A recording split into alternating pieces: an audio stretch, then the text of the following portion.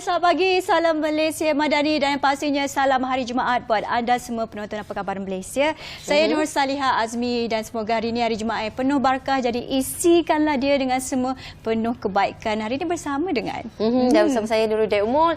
Dan pastinya hari ini hari Jumaat, panjang lebar senyum di luar sana. Almaklumlah esok dah nak mula bercuti. Jadi hari ini mungkin mood bercuti itu telah pun ada. Dan apapun teruskan isikan pengisian hari-hari anda dengan mood yang positif, dengan pemikiran yang baik-baik belaka. Dan kalau rasa macam dah agak lesu hari ni, apa kata anda memulakan sesuatu yang mungkin mendatangkan kebaikan, mulakan amalkan gaya hidup yang sihat. Kalau saya kan Saliha, saya akan mulakan dengan secawan kopi. Itu tips daripada saya. Dan saya kalau pagi-pagi ini pun kalau Nurul kongsi tips, saya pun nak kongsi tips. Kalau anda nak detox pagi-pagi, anda boleh mula minum dengan air suam, letakkan lemon sikit sahaja.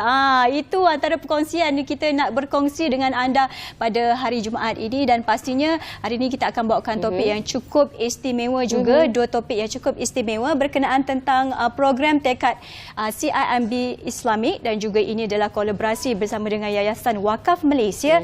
Dan juga seterusnya kita ada penampilan istimewa artis juga, ya Nurul. Dah lama tak muncul. Kemunculan kali ini mungkin akan mengimbau memori khasnya kepada zaman-zaman saya dulu lah kot kan. Saya rasa bukan zaman saya, zaman saya kecil lagi tu. Dan sama-sama kita nantikan siapakah artis itu. Dan apapun seperti biasa Saliha, kita akan berkongsikan mengenai info-info semasa kepada penonton dalam Apa Khabar Malaysia. Dan mungkin Saliha boleh mulakan dahulu semalam berita gembira. Dan seperti biasa kita nak berkongsi bersama dengan anda dari petikan portal bernama.com. Dan yang pastinya ini sesuatu yang cukup excited kepada calon SPM yang telah mendapat keputusan ataupun mengambil keputusan SPM semalam. Dan perinciannya seramai 10,109 calon sijil SPM 2022 memperolehkan keputusan cemerlang A+, A dan juga A-. Jadi saya nak ucapkan tahniah kepada semua adik-adik ini yang telah berusaha keras dan memberikan yang terbaik dalam orang kata apa sebelum memasuki peperiksaan dan akhirnya mendapat keputusan cemerlang. Jadi walaupun bagaimanapun kepada semuanya secara khususnya juga kita nak ucapkan selamat maju jaya untuk masa hadapan anda. Dan yang pastinya orang kata apa, tak akan ada kejayaan itu tanpa usaha keras juga, ya Nurul. Betul. Dan bagi mereka yang mungkin mengalami kegagalan, jangan risau, jangan khawatir. Ini bukanlah pengakhir kepada kehidupan anda. Mungkin ia ini merupakan pembakar semangat kepada anda untuk membuka lembaran hidup yang baru dalam berjaya dalam bidang masing-masing. Ada juga dalam bidang-bidang teknikal TVET yang mungkin selepas ini boleh diceburi. Dan kita nak beralih pula kepada laporan berita seterusnya. Sedia maklum Saliha, kos hidup yang semakin meningkat ketika ini membuatkan ramai mereka di luar sana yang terhimpit dengan permasalahan. Dan berikutan memahami akan keluh kesah rakyat, kerajaan menyatakan tiada hasrat untuk menaikkan harga minyak masak paket bersubsidi. Dan ini namun akan memperkenalkan mekanisme subsidi bersasar selepas sistem pangkalan data utama padu siap sepenuhnya. Menurut Menteri Perdagangan Dalam Negeri dan Kos Sara Hidup Datuk Seri Salahuddin Ayub berkata langkah untuk menaikkan harga barangan keperluan itu ketika ini disifatkan belum sesuai untuk dilaksanakan. Berikutan rakyat masih lagi bergelut dengan kos sara hidup. Dan kerajaan akan memulakan inisiatif pemberian subsidi secara bersasar kepada rakyat kerana kerajaan ketika ini dilihat telah pun banyak berbelanja untuk subsidi minyak sasar paket dan juga minyak petrol RON 95 serta barangan yang bersubsidi lain. Dan ini dilihatkan antara satu usaha dan juga inisiatif yang begitu positif sekali daripada kerajaan dan diharapkan dapat meringankan bebanan rakyat di kala ini yang berdepan dengan pelbagai tekanan ekoran kenaikan kos sara hidup. Dan saya kira ini adalah juga satu inisiatif yang dapat membantu rakyat apabila subsidi yang diberikan kepada rakyat apabila kita membeli minyak masak. Kita tahulah setiap hari kita memasak, jadi ini adalah keperluan asas juga. Ini berkenaan minyak masak. Dan seterusnya secara ringkasnya kita nak berkongsi juga berkenaan tentang pelajar perempuan yang belum menerima suntikan HPV. Dan di antara perinciannya seramai 336,592 pelajar perempuan tingkatan 1 kabarnya masih belum menerima suntikan HPV.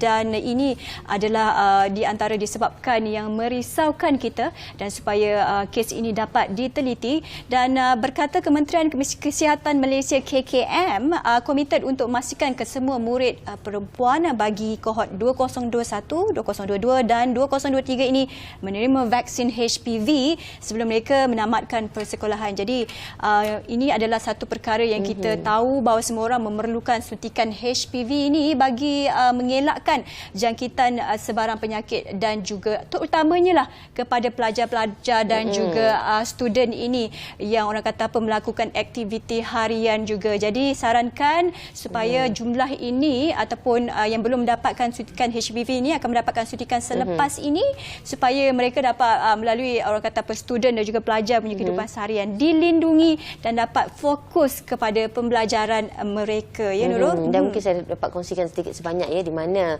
suntikan HPV ini sebenarnya sangat baik ya untuk mencegah daripada risiko berdepan dengan kanser cervix. Dan berikutan itu Dr. Zalina berkata pada tahun 2022 harga vaksin HPV telah pun meningkat sebanyak 6 kali ganda dan hanya 100,000 dos vaksin HPV berjaya diperoleh pada Disember tahun lepas. Dan murid perempuan bagi kohort 2021 yang kini berada di tingkatan 3 diberi keutamaan untuk pemberian vaksin HPV itu sebelum diberikan kepada kohort 2002 dan 2023 bergantung kepada jumlah vaksin yang diterima tahun ini. Itu antara perkongsian yang kita dapat saksikan di mana betapa pentingnya vaksin HPV ini terhadap kesihatan remaja wanita khasnya untuk mengambil vaksin ini disarankan kerana ada kategori usia ya untuk HPV ini diterima. Ianya bagi memastikan dan juga memelihara kesihatan wanita khasnya. Dan secara keseluruhannya saya kira kesihatan itu penting untuk orang kata apa menjamin kesejahteraan dan juga melalui kehidupan dengan lebih tenang, supaya tak risau nak sakit-sakit dan sebagainya. Dan seperti biasa lebih lanjut perkembangan portal di bernama.com anda boleh semak banyak lagi perkembangan berita semasa dan seterusnya. Kita nak simaklah ramalan cuaca supaya anda dapat panduan untuk hari ini dan seterusnya bersama rakan tugas yang dah standby lama dah, Dini Ashraf Salim di sana. Silakan. Ini sangat penting kita saksikan.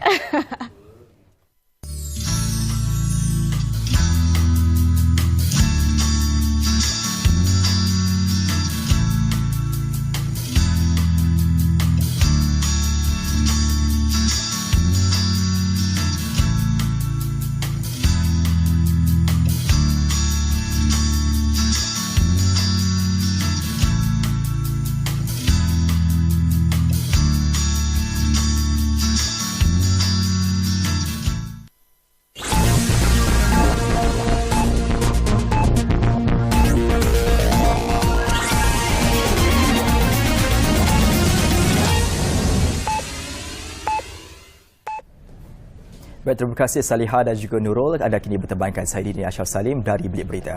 Kita mulakan dengan laporan yang mendukacitakan ini. 3 beradik maut dalam kemalangan membabitkan lori dan juga kren di kilometer 136 Jalan Kuantan, Johor Bahru berhampiran kampus Sepakat Rompin Pahang lewat petang semalam. Ketua Polis Daerah Rompin DSP Muhammad Azari Mukhtar berkata mereka ialah Muhammad Firdaus Abu Bakar 28 tahun serta 2 adik lelakinya iaitu Muhammad Solihin 21 tahun dan Ahmad Jazudi 17 tahun yang beralamat di Jalan Sungai Kolek, Rompin. Kemalangan pada 7.20 malam dipercayai berlaku apabila lori dinaiki mangsa dan dipandu Muhammad Solihin menghala ke arah Kuantan terbabas sebelum melanggar kren di laluan bertentangan. 3 beradik terbabit cedera parah di bahagian kepala serta kaki, manakala lelaki memandu kren berusia 38 tahun mengalami kecederaan di bahagian badan. Mai mangsa dibawa ke Hospital Rompin untuk bedah siasat dan siasatan dijalankan di bawah Seksyen 41-1 Akta Pengangkutan Jalan 1987. Baik, seorang lelaki berumur 31 tahun yang dipercayai mendera bayi teman wanitanya ditahan di sebuah flat di Jinjang di Ibu Negara malam tadi. Timbalan Ketua Polis Daerah Wangsa Maju DSP D. Salanaden mengesahkan peranan itu dan memaklumkan polis akan membuat permohonan perintah reman hari ini. Siasatan kini dijalankan bahagian jenayah seksual wanita dan kanak-kanak di 11 Ibu Pejabat Polis Kuala Lumpur. Semalam, tular video bayi perempuan berusia setahun 11 bulan cedera dipercayai didera teman lelaki ibunya di sebuah pangsapuri di setapak. Bayi itu yang cedera di bahagian belakang badan, bengkak di bibir serta lebam kedua-dua belah mata, kini dirawat di Hospital Kuala Lumpur. Seserta awal polis mendapati punca bayi malang itu dipukul kerana membuat bising dan ibunya dikatakan cuba menghalang suspek tetapi tidak berdaya. Kes itu disiasat mengikut Seksyen 31-1 Akta Kanak-Kanak 2001.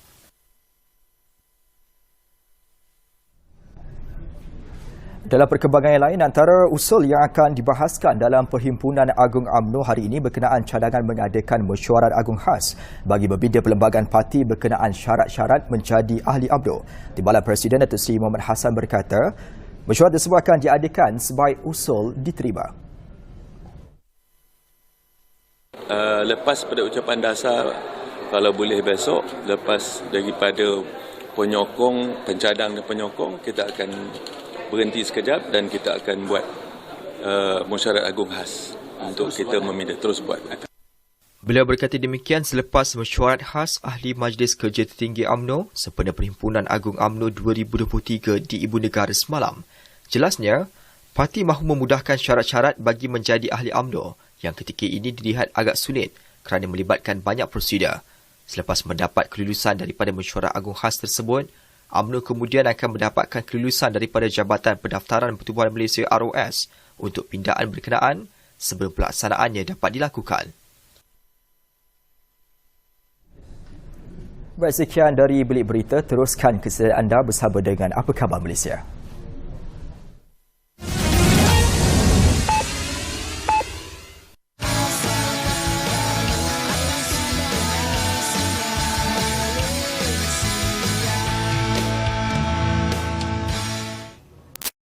Terima kasih di atas kesetiaan anda bersama kami dalam Apa Khabar Malaysia. Dan hari ini kami membawakan topik yang begitu menarik, begitu santai dan pastinya memberikan pahala yang besar sebenarnya, kan? Satu perkongsian yang begitu memberikan manfaat yang begitu baik sekali. Khasnya kepada golongan B40 dan asnaf yang terjejas ini.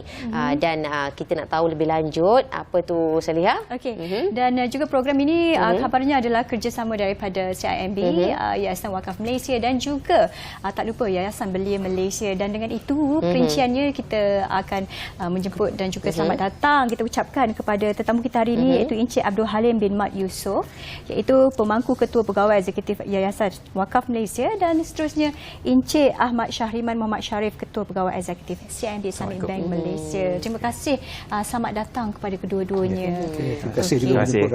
Terima kasih diucapkan. Dan mungkin terlebih dahulu kita boleh bertanyakan soalan kepada Encik Abdul Halim, pastinya mengenai Yayasan Wakaf Malaysia, dan mungkin boleh dikongsikan terlebih dahulu kepada para penonton.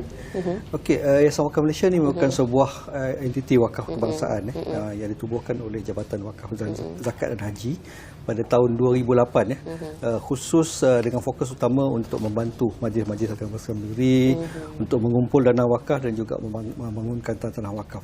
Sebab di Malaysia ni tanah-tanah wakaf memang banyak. Kalau ikut rekod terkini yang kita ada ni hampir 22,000 hektar keseluruhannya. Yang adanya kalau ikutkan rekod pun baru dalam tak sampai 40% yang telah dibangunkan. Jadi potensinya itu sangat-sangat besar, dan kekangan utama di negeri-negeri ini adalah sebab wakaf ni di bidang kuasa negeri. Cuma kekangan di negeri ini adalah kekurangan kepakaran dan juga kekurangan dana untuk membangunkan. Jadi Yayasan Wakaf Jauhar ni ditubuhkan khusus untuk membantu majlis Islam ini mencari kaedah-kaedah untuk membangunkan dan mengumpul dana wakaf ini. Itu yang fokus utama kita lah. Dan kepada Encik Ahmad Syahriman pula, ini berkenaan tentang program iTekad CIMB Rider Entrepreneur. Jadi mungkin boleh berkongsi dengan kita bagaimana tercetusnya idea dan inspirasi dan apa sebenarnya program ini strukturnya. Okey. So, terima kasih Salah. Program ini merupakan program 5 pihak yang melibatkan CIMB Islamic, Yayasan Wakaf Malaysia, Yayasan Belia Malaysia, Tailors Community serta Food Panda. Dia ada 3 teras utama. Teras pertama ialah memberi peserta ilmu, kedua menjana pendapatan, ketiga memberi mereka peluang. Jadi saya boleh terangkan lebih lanjut. Kami memilih peserta daripada golongan asnaf dan B40 di mana mereka diberi latihan untuk mengurus kewangan mereka serta untuk menjadi entrepreneur ataupun usahawan. Pada masa sama kami sedar mereka memerlukan pendapatan yang segera. Jadi di akhir latihan tersebut mereka akan dapat motor yang di mana dibeli bersama dengan Yayasan Wakaf Malaysia dan mereka dapat menggunakan motor tersebut menjadi penghantar makanan. Jadi tujuannya untuk memberi pendapatan segera untuk pada mereka. Di akhir tempoh 12 bulan, mereka dapat pilihan sama ada untuk terus menjadi rider ataupun menggunakan motor tersebut untuk membuat perniagaan.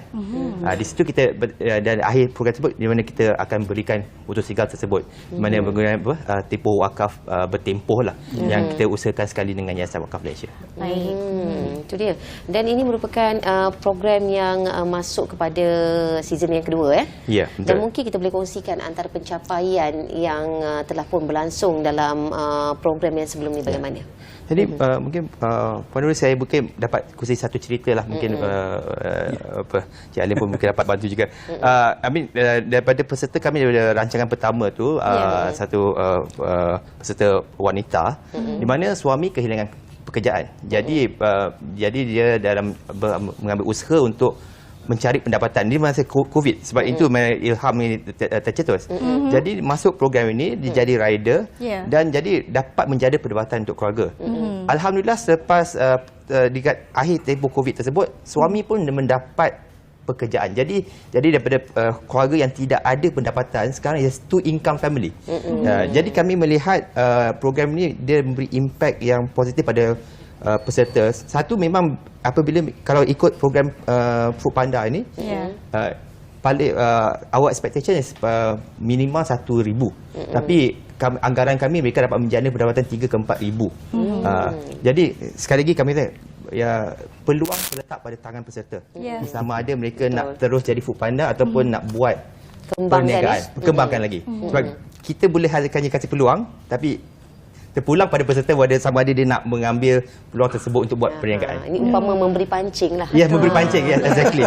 Yang pastinya kita yang memberikan bantuan kepada mereka ni terpulang juga at the end of the day bagaimana mereka itu meneruskan itu ataupun tidak Betul. Dan ini bercakap berkenaan tentang Yayasan Wakaf Malaysia pula. Kita berbalik kepada Encik Abdul Halim mungkin nak boleh terangkan bagaimana khususnya melalui pendekatan wakaf muakkad dan juga wakaf bertempoh. Mungkin boleh berkongsi dengan kita apa bagaimana maksudnya itu? Okey, terima kasih. Sebenarnya wakaf muakkad, al-muakkad ataupun wakaf bertempoh ni agak baru di Malaysia. Dia konsepnya kalau hukum asal wakaf itu adalah kekal, muabad, maknanya harta wakaf tu bila diwakafkan oleh pewakaf dia adalah kekal sehingga bila-bila lah, sehingga kalau hayat tempoh jangka hayat sehingga kiamat lah. Tapi dalam konsep al-muakkad ni, pewakaf memberikan wakaf itu dalam tempoh tertentu. Ini sebenarnya kita merujukkan kepada mazhab Syafi'i lah, mazhab Hanafi kata silap saya, yang membenarkan wakaf bertempoh ini. Konsep wakaf bertempoh ini adalah pewakaf memberikan harta dia, pemilikan dia. Baik. Wakaf macam biasa, tetapi wakaf ni dikata ada dalam tempoh-tempoh tertentu sahaja. Maknanya contoh, saya bagi wakaf saya, katalah saya ada tanah 1 ekar, saya akan wakafkan untuk tempoh 10 tahun. Jadi sebarang manfaat daripada tanah ni dalam tempoh 10 tahun ni diambil oleh pengurus wakaf. Selepas tamat tempoh 10 tahun, tanah 1 ekar ni kembali kepada saya sebagai harta saya balik. Itu konsep dia. Jadi dalam konsep program iTikat CIMB ini di dalam kategori wakaf al-muakkad, wakaf bertempoh. Dan yang menjadi aset wakaf ni adalah motosikal itu. Maknanya kita pewakaf memberikan wakaf bertempoh tunai, yang kita tukarkan asetnya adalah kepada motosikal. Motosikal ni kita pinjamkan kepada food rider tadi dalam tempoh 12 bulan. 12 bulan ni of course dia kena penuhi semua syarat-syarat yang ditetapkan oleh CIMB, oleh program lah. Dia kena capai sasaran jualan tertentu, income tertentu. Dan bila dia berjaya menamatkan program ni mengikut syarat-syarat yang ditetapkan, motosikal ni dihibahkan. Dalam tempoh 12 bulan tu dipanggil ariah, dipinjam. Jadi selesai 20 bulan ni dihibahkan ataupun diberi milik kepada peserta. Itu cantiknya, maknanya 12 bulan inilah yang kita menggunakan konsep wakaf muakkad tu. Harta wakaf dalam tempoh 12 bulan, selepas tamat 12 bulan dia menjadi hibah kepada peserta. Itulah konsep wakaf kita. Dan Cik Syarifman, kita berbalik kepada program iTikat CIMB Islamic Entrepreneur dan sekiranya tadi Cik Syarifman telah berkongsikan mengenai kejayaan daripada program yang terdahulu, dan mungkin kali ini ada sedikit pembaharuan ataupun kemaskini yang ingin dilakukan dalam program iTikat CIMB Entrepreneur 2.0 ini. Untuk edisi kedua, kita antara kami pihak CIMB Islamik dengan Yayasan Wakaf Malaysia. Jumlahnya about 300,000 dan 32 peserta. Apa yang kami kemaskinikan ialah pemantauan dari segi pemantauan peserta dan juga pemilihan. Sebenarnya bagi saya benefit pada peserta ni dua. Bila dia pergi latihan tersebut, dia merupakan bagi kebanyakan peserta kali pertama mereka mendapat latihan formal untuk mengurus kewangan dan juga untuk memikir idea-idea bagaimana untuk menjalankan kejayaan. Ini sebagai usaha kami bahawa pengantaraan berdasarkan nilai VBI under Bank Negara, dan program ini dinamakan juga sebagai iTekad sebab ini merupakan program payung bawah kelolaan Bank Negara Malaysia di mana Bank Negara berharap institusi kewangan, especially institusi kewangan Islam, dapat memupukkan program-program yang mempunyai impact sosial untuk membantu masyarakat setempat. Dan kita tahu tambahannya mengenai ibadah berwakaf ini adalah satu mungkin tidak ramai mungkin belum mengetahui bagaimana ingin melakukannya dan juga kesedarannya. Jadi untuk daripada Yayasan Wakaf Malaysia sendiri, apa mungkin program-program dan inisiatif yang dilakukan? Okey. Di Malaysia ni dulu-dulu orang berwakafnya dalam bentuk harta. Harta, tanah, bangunan dan sebagainya lah. Itu orang tua dulu kita banyak harta kan. Tanah berekar-ekar bolehlah berwakafkan, tapi kita ni kalau yang kebanyakan kita ni tanah sekangkang kera, kalau ada pun tanah lebih 5 kaki belakang rumah teres yang kita beli itulah kan. Jadi bermula pada tahun 2000 kerajaan ataupun Jabatan Fatwa Kebangsaan telah memutuskan bahawa berwakaf dalam bentuk tunai itu diharuskan. Jadi lebih mudah, lebih liquid, maknanya nilainya pun macam kita yang kami buat sekarang ni berwakaf RM1 sehari. Maknanya ada RM1 saja kita dah boleh berwakaf. Bermula sedikit. Ya, betul. Jadi untuk itu dari segi kaedah dia berwakaf dalam bentuk tunai. Dari segi platform berwakaf pula kita telah jalankan pelbagai platform untuk memudahkan. Ada yang boleh buat potongan gaji, ada yang boleh buat QR code, ada yang boleh buat standing instruction, ada yang boleh masuk dalam sistem kita daftar sebagai pewakaf. Pelbagai kaedah yang kita buatkan. Macam contoh yang terkini kami gunakan QR code dengan CIMB pun ada. 3 step je. Kita scan QR code tu, masukkan nama, masukkan jumlah, tekan send, dah selesai. Tak sampai berapa second kita boleh berwakaf dah. Dan apa yang kami tekankan sini, pahala berwakaf itulah. Supaya mana firman Allah Subhanahu Wa Taala dalam surah Al-Baqarah ayat 261 tu yang menyebut bahawa bandingan pahala orang yang menginfakkan hartanya pada jalan Allah adalah sebagaimana sebiji benih yang menerbitkan 7 tangkai, dan pada setiap tangkai itu ada 700 biji benih. Maknanya 1 nisbah 700. Ini yang saya selalu sebutkan dalam kempen-kempen Yayasan Wakaf yang kita buat untuk kita menjadi jutawan akhirat sangat mudah. Dengan berwakaf RM1 sehari selama beberapa tahun, kita telah mencapai nilai wakaf yang lebih kurang RM1,450, kita telah menjadi jutawan akhirat. Ini bukan mudah, bukan susah nak jadi jutawan akhirat sebenarnya. Jadi jutawan dunia ni susah sikit lah kan. Tapi jutawan akhirat sangat mudah. So kempen-kempen yang kita buat ni, kita galakkan orang berwakaf, galakkan orang untuk mencapai hakikat hakikat ibadah yang sangat tinggi, yang sangat dijanjikan oleh Allah Subhanahu Wa Taala ini, insyaallah. InsyaAllah. Dan kebetulan pula hari ini jatuh pula hari Jumaat kan. Kata apa, untuk bersedekah pahalanya begitu berganda, sama dengan pahala apabila beribadat di bulan Ramadan. Jangan lepaskan peluang ini. Dan kita kembali kepada Encik Syariman seperti yang dikatakan di sedia maklum, kita dapat lihat program iTekad CIMB Islamik ini telah pun menyasarkan kepada golongan asnaf dan juga golongan B40. Dan kita nak tahu juga, adakah dalam tempoh program ini mempunyai sasaran jangka tertentu ataupun bantuannya adalah mengikut tempoh tertentu saja ataupun mengikut durasi jumlah sasaran itu sekali? Bagaimana? Jadi pada kaedah kami ialah kami dua cara. Satu ialah pada tempoh latihan tersebut memang kami akan memantau peserta dan pastikan dia ikut program. Jadi untuk establish disiplin untuk bekerja, menjana pendapatan dan sebagainya. Tapi sebahagian daripada usaha kami untuk ni sebahagian daripada usaha kami di bawah Pelan Induk Kewangan Bank Negara Malaysia itu memperkasakan kewangan sosial. Kami juga monitor impact selepas. Jadi partner kami seperti Yayasan Belia Malaysia, Taylor's Community akan terus monitor atau memantau pencapaian peserta, walaupun secara teknikalnya dia sudah keluar program. terdahulu kami ada juga program sebelum program iTikat ni, kami juga ada program keusahawanan yang dijalankan bersama Badan Zakat, bersama Taylor's partners lebih kurang sama, Taylor's Community, dan ada juga dengan UIA bawah iTajir. Dan kami terus memantau pencapaian. Jadi alhamdulillah program yang dijalankan pada tahun 2017, kami masih dapat tengok progres peserta. Jadi kami harap kami dapat data yang sama untuk peserta iTikat ini secara berterusan.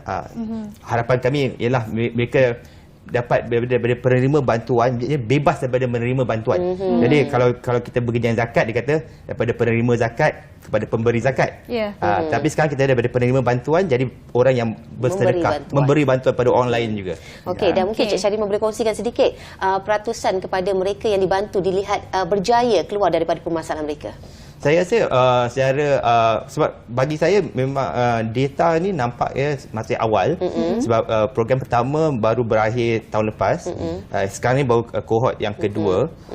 Tapi setakat ini kita rasa kalau saya ikut statistiknya lebih kurang 60 ke 70% meneruskan. Tapi setakat ini kebanyakannya meneruskan sebagai food panda, because pendapatannya yang steady lah, itu yang kami dapat lihat. Jadi insyaAllah so far drop out rate tu masih terkawal lah. Itu dia nampak. Itu dia. Program ini Betul, nampaknya akan diperluaskan dan insyaAllah juga akan diteruskan pada tahun yang akan datang. Itu bagi pihak CIMB. Jadi bagaimana pula dari pihak Yayasan Wakaf Malaysia, bagaimana pengaplikasian ini akan diteruskan ataupun ditambah baik ataupun diperkembangkan lagi? Bagaimana? Okey. Sebenarnya di Yayasan Wakaf Malaysia ni kita melihat salah satu fungsi wakaf adalah untuk memperkasakan sosioekonomi masyarakat. Kita menggunakan instrumen wakaf ni, kita mempelbagaikan bagaimana masyarakat kita boleh menjana pendapatan. Macam Cik Syarimah sebut tadi, instead of kita bagi ikan, kita bagi pancing. Ini kaedahnya. Kita bagi dia modal untuk berniaga, kita bagi dia peralatan untuk berniaga. Tapi di samping itu, kita juga tidak tinggalkan wakaf ni untuk membantu masyarakat yang memerlukan. Macam contoh kami waktu COVID melanda negara pada tahun 2019-2020, wakaf telah menyumbangkan peralatan untuk hospital untuk hampir 1.5 juta yang kita sumbangkan kepada 4 buah hospital untuk membantu kerajaan menangani COVID. Ini adalah khidmat kami yang kami berikan kepada masyarakat, dan untuk ini kami sebenarnya amat berterima kasih kepada pewakaf-wakaf yang telah menyumbang kepada Wakaf Malaysia. Saya beri contoh untuk bulan Ramadan yang baru ini, kita telah mencapai kutipan hampir 1,950,000 lebih untuk satu bulan Ramadan saja. Ini menunjukkan bahawa kesedaran berwakaf di kalangan kita semakin meningkat, masyarakat kita ni.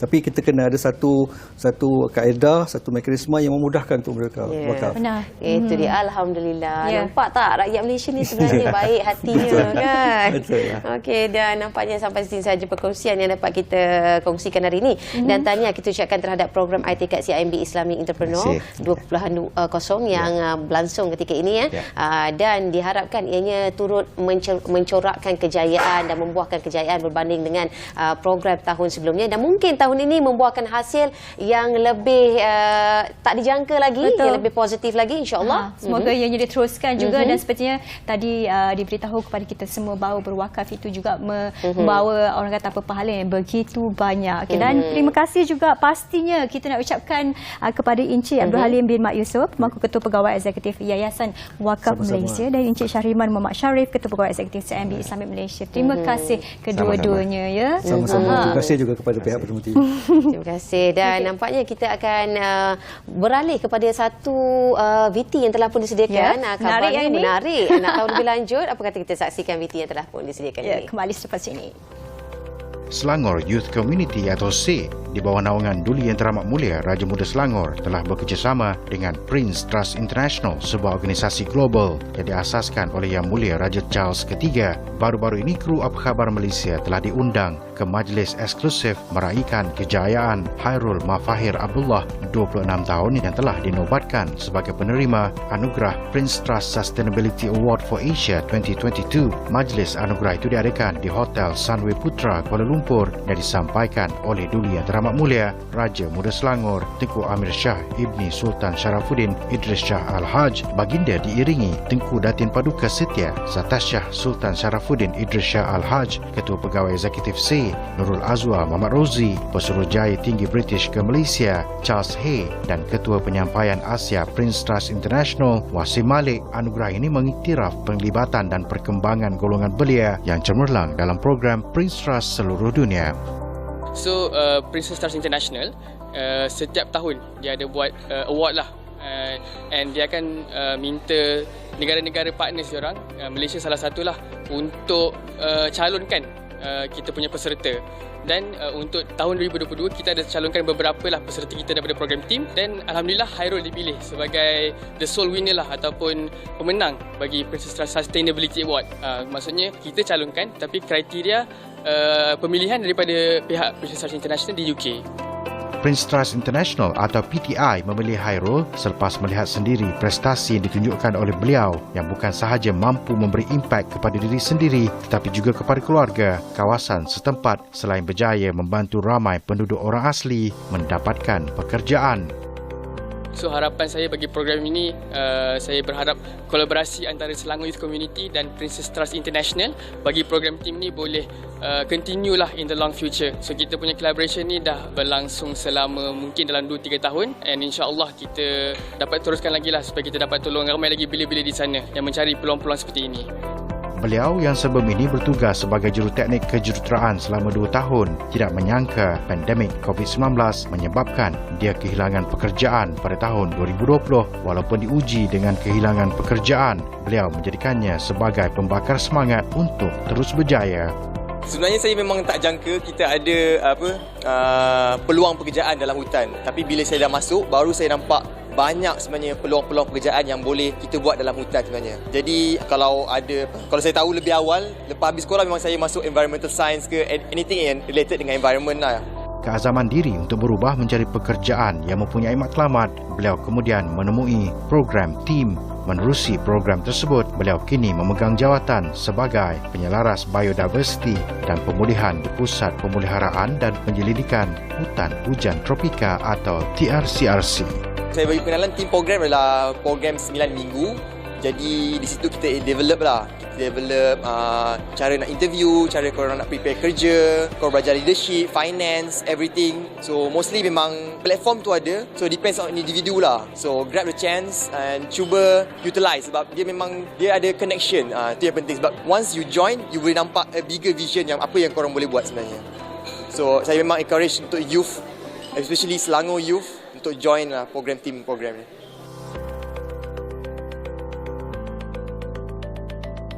Penubuhan Business Networking Club Malaysia BNC yang sudah mencecah 33 tahun dan telah melebarkan rangkaian sehingga ke Australia mengambil langkah setapak dengan mewujudkan unit wanita BNC Mac lalu dalam usaha memperkasakan golongan tersebut. I feel any collaboration is very good. But this one in particular, because we are educating women, we are helping to empower women, and I feel that by bringing up a woman, there's a saying that if you help a woman, you're actually helping 10 more generations. Because women will have children, they will teach the children well, and with empowering women, giving them the power, the belief that they can change the world, will actually pass on to generations. So this is actually very impactful, and this is just the start. Penaung Wiranita iaitu badan yang menggabungkan NGO berkaitan wanita di bawahnya, Puan Sri Nisa Bakri turut terpanggil dalam menjayakan inisiatif membantu golongan wanita khususnya golongan B40 dan ibu tunggal untuk berjaya dalam perniagaan bagi meningkatkan taraf hidup mereka. Sebagai penaung Wiranita, saya jelas sekali saya dapat lihat tanpa kita cantumkan networking, tanpa mengira bangsa, agama atau kaum. Hal ni adalah tentang bisnes, kita nak menaikkan ekonomi wanita. So, this yang istimewa lah tentang BNC ni. Networking dia sangat power. dia bukan setakat syarikat-syarikat yang SME. Dia adalah syarikat yang sangat established, yang dah capai dalam tahunan dia orang berjuta-juta. Syarikat-syarikat ini dapat membantu untuk peniaga-peniaga yang baru nak bermula berniaga. Wiranita di sini, wanita-wanita ni semua, dia orang nak mula berniaga, perlukan mentor, perlukan networking. Sekarang ni kita tak boleh terlampau harapkan daripada kerajaan. Sekurang-kurangnya 100 badan bukan kerajaan NGO wanita disasarkan untuk dilatih menjadi usahawan berjaya dalam tempoh 2 tahun melalui kerjasama antara Wiranita dan Business Networking Club Malaysia BNC. Pelbagai bantuan dalam bentuk latihan dan tunjuk ajar akan diberikan kepada golongan wanita yang memerlukan dalam bidang keusahawanan. Bagi menyemai semangat memperkasakan dan menginspirasikan wanita dalam bidang perniagaan, BNC turut melantik Michelle Cook sebagai dutanya yang melambangkan kekuatan dan semangat wanita yang berjaya dalam bidang diceburi pada usia yang muda. I have my own company called 3T Squad Senja Berhad. So this is a interior designing firm, and also we lead to help a lot of winning projects and also win for the woman entrepreneur as well. From these collaborations, I think that women can help each other in terms of business, families or friends. So we can have each other support to be a better divisions and also a better future. Diharap kerjasama ini dapat membuka peluang bagi usahawan wanita B40 termasuk ibu tunggal bagi meningkatkan kerjaya dalam bidang perniagaan. Seterusnya, menstabilkan ekonomi hidup mereka demi keluarga dan anak-anak.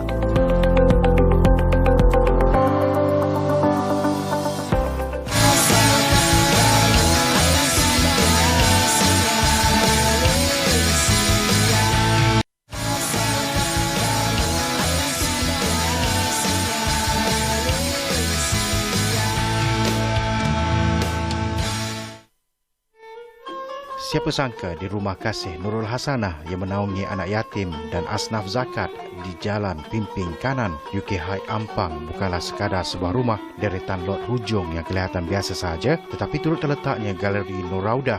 Baru-baru ini Galeri Nur Raudah menjemput kru Apa Khabar Malaysia bersama dengan rakan media yang lain untuk melihat dari dekat barangan atar baginda Nabi Muhammad SAW. Bagi anda yang ingin mengenali kepribadian Rasulullah SAW dengan lebih dekat lagi, Galeri Nur Raudah ini dibuka secara percuma kepada semua orang setiap hari Isnin hingga Ahad bermula 10 pagi hingga 10 malam. Sejak bermula penglibatan masyarakat untuk melihat barangan asar Nabi SAW ni, asar ni maksudnya barangan peribadi yang sebenar, bukan replika. Kalau barangan, sebab apa kita kalau dengar tahu itu barangan replika sekalipun, tapi kita dah boleh ingat Nabi dah cukup. Tak semesti melihat barangan yang sebenar. Tak tengok pun dah Islam, dah selawat. Tadi tujuan dikongsikan ni ialah untuk menambahkan ingatan kita kepada baginda Nabi SAW. Barang-barang pribadi milik baginda dipamerkan di galeri ini adalah barangan yang didapatkan oleh pakar etnologi dan artifak Islam iaitu Allahyarham Datuk Profesor Dr. Abdul Manan Embong. Beliau juga adalah pemilik Galeri Warisan MAR di Terengganu. Beliau telah menghabiskan banyak masa di Mekah dan Madinah bagi mengkaji kesahihan artifak barangan atar milik baginda Nabi Muhammad SAW. Pengasas Galeri Nur Raudah, Ustaz Muhammad Zawawi Ramli memberitahu tujuan dikongsikan dan diadakan galeri ini adalah untuk makluman kepada masyarakat sebagai bukti ketulinan barangan pribadi dan sejarah peninggalan Nabi itu sebenarnya wujud. Dan orang datang sini ke Malaysia, orang boleh sebut-sebut, kalau dekat barangan asal Nabi SAW yang peribadi, kalau nak lihat lebih banyak koleksinya ialah di Malaysia. Tapi di mana? Kalau di Galeri Warisan Mar Terengganu, tempat simpanan sahaja, bukan untuk dikongsikan. Tapi Alhamdulillah Allah buatkan di sini, di tengah-tengah center Semenanjung, dekat dengan bandar KL. Orang KL yang sibuk, busy sangat, tak sempat ada masa. Border Ampang KL sekitar 10 minit, 5 minit pun sampai. Itulah maksud hikmah di sebalik kenapakah hikmahnya Allah membuatkan barangan asal Nabi Muhammad SAW ini berada di Bandar Kuala Lumpur. Mana-mana jabatan museum ataupun mana-mana NGO boleh mohon dengan Galeri Warisan Mar untuk menempatkan contoh seminggu untuk dibuat pameran dan sebagainya di mana-mana negeri lah yang berkait, boleh mohon. Dan dia akan lihat juga tempat tu macam mana, ada dia punya SOP dia lah. Tak boleh suka-suka hati macam pameran letak barang terbuka, sebab dia kena ada aizah, kemuliaan Nabi. Dan terletak barang asal ni pun tak boleh di bawah paras pusat kita. Sebab banyak tempat yang kita tengok, tak mahu sebutlah, yang dia letak bawah. Sebab itu kita penting ialah macam mana kita nak memuliakan, meng-highlightkan Nabi SAW ni semulia-mulia manusia. Sebab bila memfitnah berkait dengan Nabi SAW sangat bahaya. Jadi saya menggalakkan orang-orang yang belum tahu ujung pangkal berkaitan dengan barang Nabi SAW ni, elok berjumpa, berbincang secara rasional. Mudah-mudahan terbuka hati kita untuk dapat dekat dengan Nabi SAW. Dan tujuan kita pun ialah untuk mendekatkan umat kepada baginda Nabi SAW. Pemilik galeri ini mengalu-alukan dengan hati yang lapang dan tangan terbuka sekiranya ada mana-mana individu atau syarikat korporat yang berhajat menginfak sebuah rumah atau premis yang lebih luas bagi membangunkan Galeri Nur Raudah agar mampu menerima kunjungan pelancong yang lebih ramai dari dalam dan luar negara. Ya, baik, itu adalah pameran di Galeri Nur Raudah dan diharapkan ramai lagi yang dapat memberikan kunjungan kepada galeri itu ya. Itu bercakap tentang Galeri Nur Raudah. Tapi ini satu yang lebih menarik dan lebih santai hari ini. Kita bawakan seseorang yang istimewa, Nurul. Siapa tu? Seorang yang lama kemunculannya. Sebenarnya kata Salihah dah 2 kali muncul, tapi untuk saya ianya kali pertama untuk saya lihat secara live ya. Sejak zaman sekolah sebenarnya Salihah. Betul. Lagu yang dikumandangkan lagu-lagu tahun 1994 ya. Begitu lama dan sekali. lagu yang 1994 tu warisan wanita terakhir. Siapa yang tak ingat, sampai sekarang masih berkumandang di corong-corong radio. Jadi kita nak ucapkan selamat datang sekali lagi kepada Maman Teacher Span. Terima kasih. Terima kasih. Okey, Maman dah 20 tahun, hampir 20 tahun hilang dari radar seni suara. Orang kata apa? Dah lama tak muncul, semula tiba-tiba melakukan kemunculan semula dengan sebuah album ya. Jarang tau artis muncul dalam keadaan album dalam situasi sekarang ini. Kebanyakan antara mereka lebih selesa untuk keluar single, tetapi Maman sebaliknya keluar dengan album iaitu Aku. Mungkin boleh ceritakan? Yang dipegangnya tu dibawa lagi hari Saya ini. present Aku untuk Malaysia. 20 tahun yang lalu saya bukan menyepi, saya undurkan diri sementara untuk buat tabir, belakang tabir. Kerana itu saya rasa pun mencabar ketika itu industri tak begitu sihat lah. Pasal ada internet, ada MP3. Tu saya pun muda. So banyak pengalaman di situ dan kini saya memang janjikan album ni. Saya rasa saya dah berikan yang terbaik untuk pendengar. Album Aku ni ada 7 lagu yang diselitkan. Ada lagu yang saya angkat wanita juga. Ada lagu pengalaman hidup saya, ada lagu yang sedap untuk didengar untuk sanubari anda, untuk hati dengar, untuk rohani yang dalam. Yang penting lagu yang datang dari hati tu. Dan jadi comeback kali ni muncul dengan album Aku ini. Pastinya sebelum ni kita tahu memang famous dengan lagu warisan wanita terakhir tu. Macam saya kata, saya sendiri pun suka sampai hari ini dengar. Masih lagi relevan untuk didengar ya. And then untuk album ini mungkin apa inspirasinya, bagaimana boleh tercetusnya idea nak buat album ini? Untuk album ini saya berikan tumpuan lebih pada 100%. Saya juga tubuhkan syarikat Meta Music Extreme di Malaysia untuk pantau kerjaya saya di sini secara sepenuhnya, dan juga saya sedang melibatkan diri untuk album ni ke Web 3.0. Satu benda yang baru yang saya nak share dengan pendengar supaya ikut sama di perkembangan Web 3.0 dan juga NFT ni lah. Sesuatu benda yang unik yang saya nak kongsikan, yang di mana saya dapat customkan sendiri ataupun dapat unikkan sendiri NFT ni yang datang dari Maman untuk orang pegang. Ini hasil daripada sentuhan Maman sendiri ya? Ini adalah menggunakan teknologi AI. So dalam keadaan tertekan tu, last minute saya dapat kumpulkan apps yang saya gunakan dalam ni agak baru yang kita boleh gunakan lah. Mungkin lagi 2-3 minggu dah tak baru.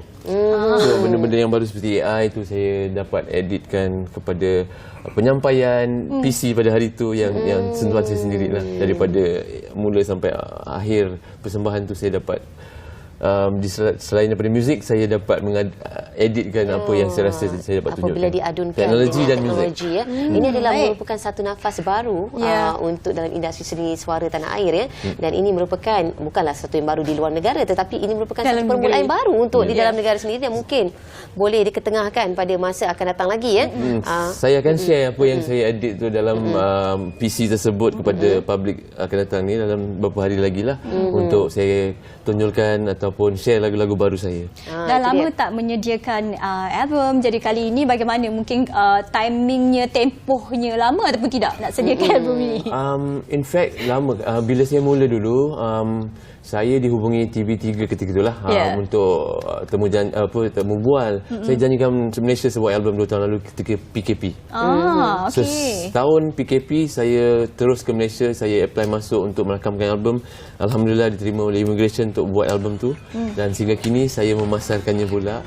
So masa 2 tahun tu cabaran dia agak berbeza kali ini sebab proses dia sekeliling amat membantu, immigration Malaysia, rakyat Malaysia membantu, kawan-kawan membantu, rakaman daripada pemuzik pun sangatlah sedap didengar. Contribution mereka tu tak sabar saya nak dendangkan ke seluruh Malaysia sebab ada orkestra banyak dalam album ni telah diinputkan supaya dia dapat betul-betul rasakan comeback Maman. Ya, kita dapat rasa vibes tu sampai ke sini ya. Dan mungkin Maman boleh kongsikan antara siapa yang terlibat dalam proses penerbitan album ni. Antara gitaris yang terlibat adalah Hilary Ang, Wan Kidal, arranger saya Reza Ramzi dan juru adun saya adalah Rozan.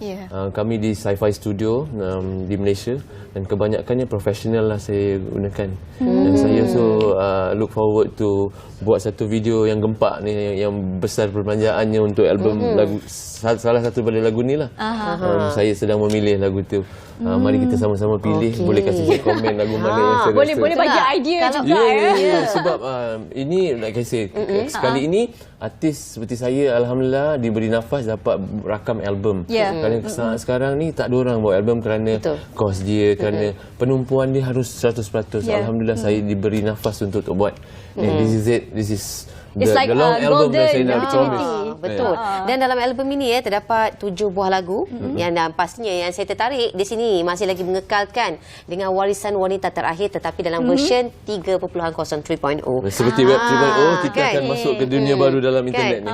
Kenapa nak masih lagi warisan wanita terakhir ni masih lagi dikekalkan dalam album kali ni? Sebenarnya sebab wanita-wanita sebeginilah lagu seperti awak dua lah ni, sebab wanita ni mesti kena diangkat dalam TV kan. So mission dia is dulu ada yang versi 2.0 lah mungkin di cover oleh artis lain.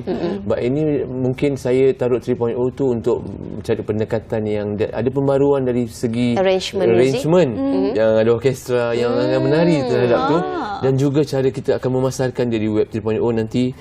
Itulah dia simbolik dia 3.0 tu. Supaya dia dapat attention. Elemen orkestra tak sabar-sabar kita nak tunggu mungkin dengar bunyinya lebih high end lagi kan. Dalam album ini ada pakar nama dia Tagi, dia yang arrangekan string tu. Anda harus dengarlah arrangement string dia selain daripada Baja yang arrangekan music dia semua. So composition saya menjadi hidup bila saya taruh semua pakar-pakar tu bekerjasama dalam album aku ni. Saya tak sabar nak tunggu respon orang sebenarnya. Kita orang lagi tak sabar nak orang kata dah boleh didengarkan di iTunes katanya. Semua platform. Sila dengar di platform. Alright. Dan yang nak tahu satu juga hari ini, kenapa tajuknya itu Aku? Itu kena beritahu hari ini kenapa memilih tajuk Aku tahu, itu. Semua kena dapatkan album ni. Itu dia. Kalau nak dapat personally album CD ni, saya ada berapa kopi limited je. So siapa cepat dia dapat dan saya akan packagekan di lain yang package lah. Saya harap semua orang dapat kumpul balik physical CD. Itulah buat tangan daripada artis yang kita dah miss sekarang. Maman, kemunculan semula Maman ni pastinya mengubat rindu mereka di luar sana, khasnya peminat-peminat Maman dan tak ada keperancangan untuk mengadakan konsert dalam masa terdekat ni mengubat rindu InsyaAllah. Memang ada perancangan untuk buat showcase kecil. Saya nak berkobar nak buat konsert sebab saya takut nak buat konsert besar. Saya rasa saya punya nama belum besar lagi. Saya nak mula dengan kecil supaya dia dapat intimatekan persembahan tu secara lebih dekat dengan peminat. So saya berharap showcase saya akan jadi tak lama lagi. InsyaAllah bulan Ogos. Bulan Ogos ya, insyaAllah. Mungkin kita mulakan dengan showcase dulu dan kemudiannya mungkin boleh dibesarkan buat konsert kecil kan it's gini. there. Gambar tu apa tu? Ada kat tempat Your TV. So this is part of it. The intro is different. Transformasi Maman ya dapat kita saksikan daripada dulu sampai sekarang, daripada rambut panjang tu. Itu dia. Nampaknya tu. Sampai yang terbaru. Oh ya kan? Transformasi. Image yang dahulu sampai ke image yang sekarang. Tapi saya mula dengan rambut pendek tau ketika tu. 1994. Bukan saya start dengan rambut gini. Walaupun rambut panjang, saya sangatlah menghormati Malaysia punya undang-undang ketika rocker kena rambut. So, but anyway, I'm happy lah bila I potong tu. Okey. Dan Mama mungkin boleh belanja sedikit lagu. Itu yang paling penting sebenarnya. Belanja minum kopi kan. Ini mahal ni. Belanja lagu apa? Warisan. Kemana jua aku mengarah, pandanganku menggambarkan wajahmu. Bila kita dalam malam perpisahan, namun aku tetap bersamamu. Pernah dengar lagu ni? Cinta kita bagaikan gembara meniti samudera. Meremang pun dia. Nampaknya kita kena pergi showcase ni. Tak cukup ni belanja. Ada banyak lagi lagu. Dia bagi teaser sikit-sikit je. Langkah membawa jiwa. Dengar lagu tu. Itu dia daripada Maman. Eksklusif untuk anda dalam Apa Khabar Malaysia. Dan mungkin sedikit masa yang berbaki Maman boleh kongsikan harapan Maman pada masa akan datang dan sekembali semula di dalam industri seni muzik ini. Harapan saya agar industri muzik di Malaysia ataupun pendengar-pendengar Malaysia also dapat sama bangun bersama-sama artis untuk ketengahkan bakat mereka supaya menjadi pendengar yang lebih kata orang tu bertanggungjawab. Kalau boleh tu hormatilah artis-artis veteran kita dan juga beri dorongan mereka untuk teruskan perjuangan mereka kerana tadi tanpa mereka dulu pun mungkin kurang konten muzik kat sini. So dengan harapan juga semua orang dapat adakan CD ni dan dengarkan dan beritahu saya lagu yang mana selalu saya ketengahkan dalam video yang akan saya belanja tak lama lagi. Saya betul mengharapkan itulah. Tadi baru sejutan sikit-sikit dan sekarang kita juga nak mengajak anda semua jangan lupa dapatkan album Maman yang berjudul Aku ini. Banyak lagu-lagu yang menarik disajikan buat anda semua. Jangan lupa dapatkan Nurul. Dan kita sampai ke penghujung rancangan. Terima kasih kita ucapkan kepada Maman di atas kesempatan waktu yang terluang bersama kami dalam Apa Khabar Malaysia, dan diharap apa yang kami kongsikan hari ini memberikan sedikit sebanyak informasi kepada anda dan mewarnai hari anda hari ini untuk menuju ke hari Minggu. Dan saya tadi dah dengar lagu Warisan Wanita Terakhir itu terus nak bersemangat ke hujung minggu. Jadi buat anda semua selamat berhujung minggu juga. Dan jangan lupa saksikan kami minggu hadapan di Apa Khabar Malaysia. Assalamualaikum. Salam hormat, bye-bye, dan saya nak layan lagu Maman. Bye. Kita tak nyanyi lagi Penuh kelembutan, semakin hari namun semakin rindu. Tapak tanganmu akan ku genggam, akan ku sentuh ketika sayu. Thank you, Amin.